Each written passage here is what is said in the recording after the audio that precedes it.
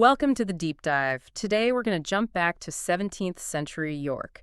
You've sent us some amazing stuff, and honestly, this isn't your standard dry history. Not at all. It sounds maybe a bit quiet on the surface, a whole century in York, but let me tell you, it was anything but calm. Absolutely. So much happened. Our mission today is to sort of unpack how York went through these huge transformations. You've got royal visits, awful plague, civil war, and then this, surprising cultural comeback. Yeah, and how the city just kept going, adapted, and really changed who it was. It's wild, isn't it? How things like, a new king, a disease, a war, Right. how they just ripple through everything. The economy, how people live together. Exactly. The whole social fabric will really explore that resilience, the sheer ingenuity of the people living there then. Okay, let's get into it. We start in 1603, big year. Queen Elizabeth I dies, and James VI of Scotland is heading south. He's going to be James I of England. And York, well, being the main city up north, it had this moment. A little bit of hope. Yeah. A hope it might actually become the new capital. Imagine that, London. Huh. Can you imagine? Joan actually made York one of his first big stops. You can still see his royal monogram carved on a doorway in King's Manor. He stayed there. A real moment of excitement. Totally. But like you said, it was, well, very brief. Very brief indeed. Because almost straight away, early summer 1604, the plague arrives. And it hits hard. Oh, gosh. The city authorities, they tried everything they could think of. Stopping trade with places like Hull where it was bad, putting guards on the walls, locking the bars, the city gates at night. Locking the gates? Wow. Yeah, trying to contain it. There's even this great record of a guy, William Morton, caught trying to sneak his goods over the walls in the dark. No way. Desperate times. Absolutely. They set up these sort of isolation huts, plague lodges outside the walls, and really grimly, they started killing cats and dogs. Because they thought they were spreading it. That was the thinking then, yeah. Completely wrong, of course, but that's what they did. So what was the actual, the human cost? It was just devastating. Estimates are around 3,512 people died. That summer and autumn alone. 3,500. Out of how many? That was over a third of York's population at the time. Wiped out. A third. Good grief. The parish register at St. Olave's Church, it just says people died so fast that they could not be well numbered. They couldn't even count them properly. Unbelievable. And it wasn't just, the poor areas. It hit wealthy parishes, too. Only Michaud-le-Belfry, which included the Minster Yard, seems to have mostly escaped. And whole family's just gone. Oh, yes. The records from Holy Trinity Goodrum Gate paint a really harrowing picture. The Braithwaite family, for instance. Margaret buried September 4th, James the 11th and the 17th, Edward the 22nd, his daughters Mary and Sybil both on October 1st. Just gone. Almost half the deaths were from households that recorded 3 or more burials. That's just unimaginable stress. Immense. And it caused social breakdown, too. People in Marygate, a really badly infected street, were literally starving because their richer neighbors wouldn't give them food. They tried to break out of their quarantine. And what happened? They only stopped when someone fired a gun. It was that desperate. So, okay, the city is reeling from this catastrophe. How on earth does it recover? Because it did recover, right? Surprisingly fast. Astonishingly fast. Right. It really shows something about urban life back then, that resilience. By early 1605, believe it or not, death rates were back to normal. Just like that. Pretty much. People who'd fled the city came back quickly. Yeah. And crucially, migrants poured in from the surrounding areas to fill the gaps. So the deaths created opportunities. Sounds a bit morbid. It does, but that's how it worked. Suddenly, there's a shortage of skilled workers. Housing was available. It meant young people could set up homes, start families. Right. Baptisms actually went up in the decade after the plague. And the number of people becoming free men of the city, getting the right to trade properly, nearly doubled in 1605. New butchers, bakers, tailors stepping in. So it's almost like if you visited in 1610, you wouldn't necessarily know this massive plague had happened just a few years before. Outwardly, yeah. Life had kind of snapped back. It's remarkable. And you see, they learned lessons too. When plague threatened again in 1631. Ah, it came back. It did, but this time they managed to contain it just to the parish of St. Lawrence outside the walls. Right. They were much more organized. Thomas Wentworth, who was the president of the King's Council in the North, a big deal. All right. He was personally involved. They literally shut up the inhabitants of Walmgate in their own houses to stop the spread. Much more effective. A city learning on its feet then. Okay, before we carry on with York's roller coaster century, just a quick heads up for anyone thinking of visiting this amazing city. Definitely worth a visit. Absolutely. And our own Alistair from House of York Holiday Homes has written a brilliant guide. It's called York Local Knowledge Must Do Top Tens and the Vouchers to Get Them for Less. You can find it on iBooks or Google Books, packed with tips. Sounds useful. Totally. And if you need somewhere fantastic to stay luxurious, feels like home, reasonably priced, and right in the city center, check out www.houseofyork.org. They've got places perfect for couples, families, even big groups up to 18 people across 3 houses side by side. Wow, handy for big reunions. Exactly. And they love sharing all their local secrets, so you have the best time. Right, back to the 17th century. So despite these crises, York's still a major center. Oh, absolutely. It remained this real magnet for young people, for anyone ambitious in the region. It was seen as the place for opportunity. The northern capital, basically. Pretty much. And a massive distribution hub for goods across the north. You see skilled workers coming from quite far away.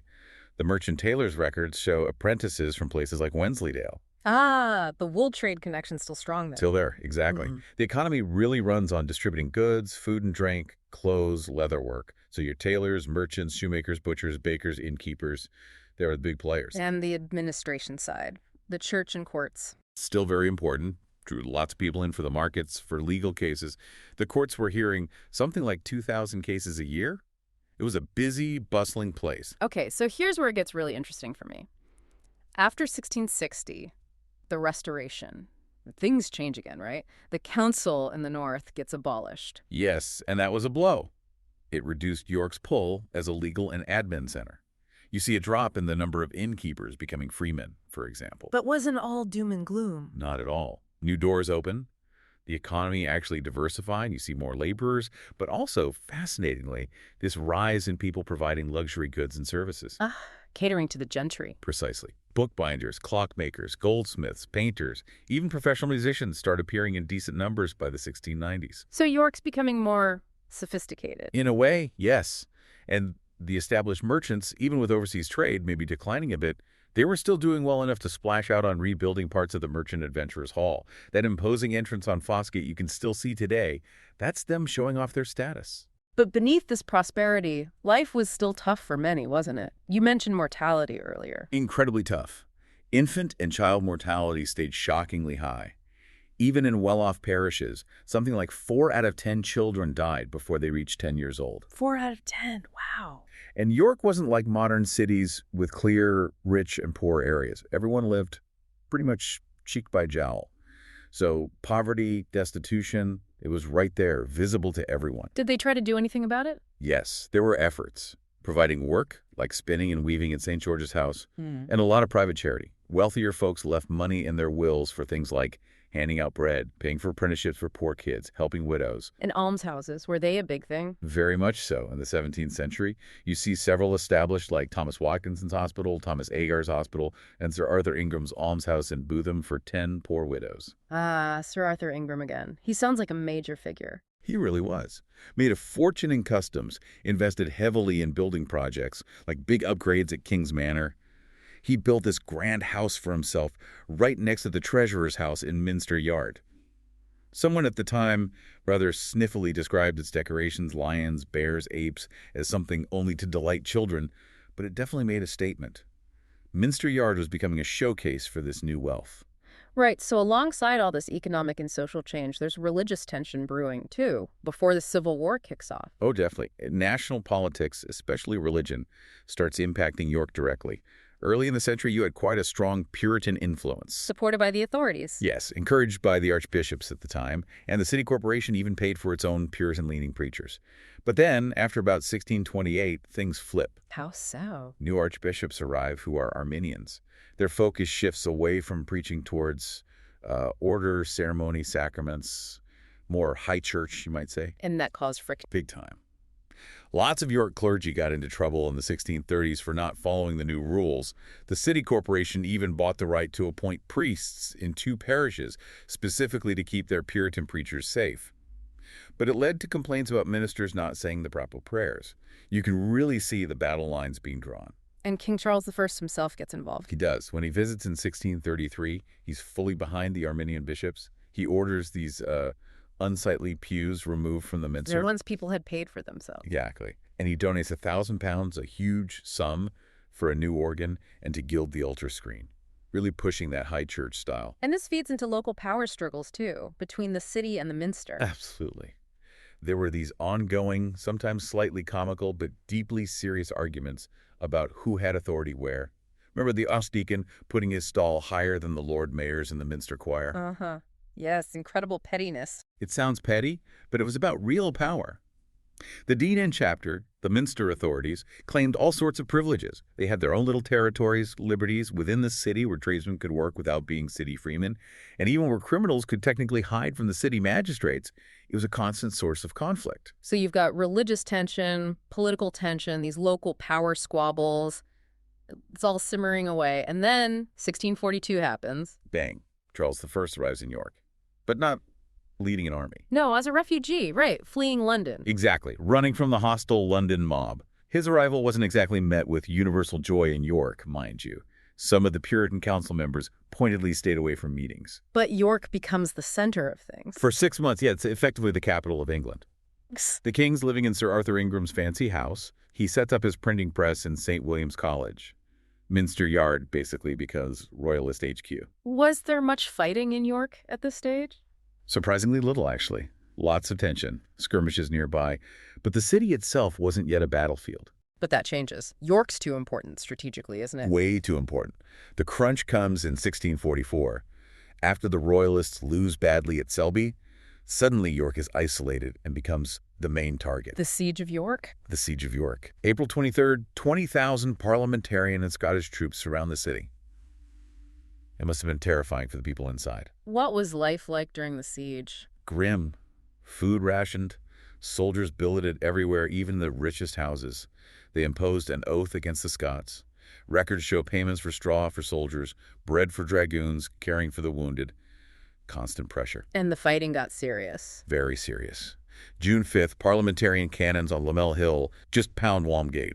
They destroy St. Nicholas's church nearby, and shells even hit St. Samson's church right in the city center. You mentioned Walmgate Bar earlier. Still got the marks. Still got the marks in that bombardment. Then there was a really bloody fight on June 16th, Trinity Sunday. Manchester's parliamentarian army tried to mine under the walls near St. Mary's Abbey. A mine, like tunnelers. Exactly. But the mine exploded too early. It led to this chaotic, fierce battle right on the old Abbey bowling green. Estimates vary, but maybe up to 200 attackers were killed. Nasty stuff. How did the siege end? Well, it lifted briefly when Prince Rupert arrived with a royalist army. Big relief in the city. But then Rupert marches out, fights the parliamentarians at Marston Moor just outside York. It gets absolutely hammered. July 2nd. Totally defeated, one of the biggest battles of the war. So the siege restarts almost immediately. But the garrison's depleted, morale's gone. With only about 500 fighting men left, York surrenders on July 16th. Fairfax, a parliamentarian general, becomes governor. So York flips. From Royalist HQ to parliamentarian stronghold, what did that mean for the city? Massive changes. A complete political clear-out. Royalist aldermen kicked out, replaced by hardcore parliamentarians. The council in the north, gone for good. And religion. Big shift there, too. The Minster's vast estates were basically confiscated to pay for 4 Presbyterian preachers. Churches were purified statues, fancy fonts, organs removed, anything seen as superstitious. But the stained glass in the minster survived. Crucially, yes. Fairfax gets the credit for saving it. Thank goodness he did. It's one of York's absolute treasures today. And daily life. Did that change much? Oh, yeah. Social life got much stricter. Things like wakes, funeral feasts banned. Sunday observance became really rigid. No fun allowed. Sounds pretty austere. It was. The key figure becomes this preacher, Edward Bowles. Apparently, even some royalists went to hear him preach. But he was the driving force behind this Puritan regime. Someone called him the spring that moved all wheels in the city. So the city spends the 1650s under parliamentarian rule, recovering from the siege. Pretty much. Lots of rebuilding needed. John Evelyn, the diarist, visited in 1654. He wasn't impressed with the paving ill-paved streets, but he did say the shops were like London, which maybe hints the economy was picking up. Any other religious developments? Quakerism starts to emerge in York during this time. George Fox visited. But there's actually no evidence the authorities were particularly harsh on the local Quakers, unlike some other places. And then the Restoration looms. Yeah, the path back to monarchy wasn't entirely smooth within York. There were divisions. But on New Year's Day, 1660, General Monk's forces, led locally by Fairfax again, sort of liberated the city for the king. And soon after, Charles II was proclaimed king with apparently huge celebrations. Back to square one. Yeah. Or had things fundamentally changed? Oh, things had definitely changed. The period after 1660 wasn't easy either. More political upheaval straight away. This Commission for Regulating Corporations came in and removed many of those parliamentarian aldermen who'd taken over. So, royalists back in charge. Sort of, but interestingly, many of the new guys appointed weren't that different in outlook from the ones they replaced. But the official religion definitely snapped back. The Anglican prayer book and services were restored. What happened to the Puritan preachers? Like Bowles? Many, including prominent ones, felt they couldn't conform to the restored Anglican Church in 1662 and left the established church. They became nonconformists or dissenters. Did they just disappear? Not at all. They kept meeting, often secretly at first. But then, in 1672, there was a period where they were officially allowed, under license, to have their own places of worship. So you get congregations of Presbyterians, Independents, like Congregationalists, Baptists setting up, and the Quakers kept growing too. Is there anything left from that time? Yes. If you're in York, check out the lovely old chapel in Saviour Gate. It was opened in 1693. The first purpose-built nonconformist chapel in the city. Unitarians use it now. And the small Roman Catholic community also hung on, often supported by wealthy Catholic families in the county. So, religiously diverse in a way. What about the economy? That loss of the council in the north must have hurt long term. It did reduce York's importance as that top-tier legal and administrative hub. That threat to livelihoods was real. But other things went York's way. Like what? Well, crucially, York almost entirely escaped the Great Plague of 1665 that devastated London and other places. That massive recurring threat from plague just disappears from York's story after the 1631 outbreak. Huge relief, though they wouldn't have known it was gone for good at the time. That's a major plus. But life's still hard for the poor. Definitely. Especially in areas like Walmgate Ward. Tax records from 1672 show 40% of households there were too poor to pay the hearth tax. But for the better off, especially in the central parishes, life was improving. How so? New things available. Loads of new things. Silks, rugs from the East, French wines, coffee, tea, spices from the Americas. York becomes a real center for buying and making luxury goods. We mentioned clockmakers and goldsmiths earlier. Exactly. High-quality furniture, mirrors, watches, clocks, silverware, jewelry.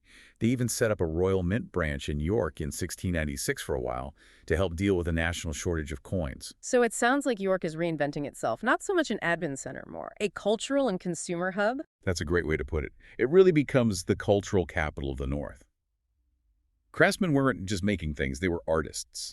Think of Henry Giles, the glass painter. Ah, yes, you mentioned him. Born mid-century. Born 1645. Yeah. His work is stunning. You can still see it in the Merchant Taylor's Hall in York, Ripon Minster, even down in Oxford. He was internationally recognized. And he was part of an intellectual scene, too. Yeah, his house in Micklegate became this meeting place for what they called virtuosi, basically. Gentlemen scholars, early scientists, antiquarians. People like Ralph Thoresby, the Leeds antiquary, and Martin Lister, a physician and zoologist who was later a fellow of the Royal Society. That sounds very different from early 17th century York. Totally different. It shows a real widening of cultural life, beyond just the religious arguments that dominated earlier. And think about the King's Manor. No longer needed by the crown. Exactly. So parts of it get converted into assembly rooms, places for the visiting gentry to gather, especially when they came for the York races, which were becoming a big social event. So that attracts more service industries. You got it. Musicians, dancing masters, wig makers, booksellers, all catering to this leisured class. You can still spot a little carved figure, a printer's devil on a shop front near the minster, a nod to that growing trade. So by the end of the century, York's really transformed. It really has. It survived plague, civil war, sieges, political turmoil, and emerged as this place providing goods and services for a new kind of society, focused more on leisure and consumption, at least for the better off. If you visited in, say, 1690, what would strike you? You'd see shops selling things totally unknown in 1600, people wearing completely different fashions. But, some things wouldn't have changed that much. Shopkeepers still living above the shop, rich and poor still neighbors. Not everyone was impressed, though, that visitor Celia Finns. Ah, yes, Celia Finns. She visited around 1697. Being a well-to-do lady from the South, she found York a bit disappointing. Called the streets narrow and the houses very low. A bit harsh. Maybe a bit. Perhaps she missed the dynamic changes happening just beneath the surface. I prefer the verdict of Thomas Fuller, the historian who visited around 1660. What did he say? He loved the range of stuff you could buy and how welcoming the shopkeepers were. He called York the staple of good cheer. I think that captures something important about the city's enduring spirit. The staple of good cheer. I like that. What a century. From plague pits and cannon fire to coffee houses and assembly rooms, York really did go through the ringer and came out different, but still recognizably York. Absolutely. Resilience and adaptation are the key words, I think. It changed its role, its economy, its social feel, but it kept that core identity. It really makes you think, doesn't it? York's story shows how cities aren't static things. They live, they breathe, they react sometimes painfully to the big currents of history and society. Exactly. And maybe that's the final thought for you listening. Where do you see that kind of resilience, that sometimes surprising adaptation happening in cities today? Are there parallels to York's 17th century journey? Something to ponder. Well, we hope this deep dive has given you a fresh look at York's incredible 17th century story. If you are heading to York and want even more insider knowledge, You know what's coming. you do. Grab Alistair's book, York Local Knowledge Must Do Top 10s and the vouchers to get them for less. It's on iBooks and Google Books. Seriously useful stuff. And if you need a place to stay, You absolutely have to check out www.houseofyork.org. Fantastic holiday homes, great locations, perfect for any size group, and run by lovely people who know York inside out. That's www.houseofyork.org. Right, that's us for this deep dive. Until next time, keep exploring.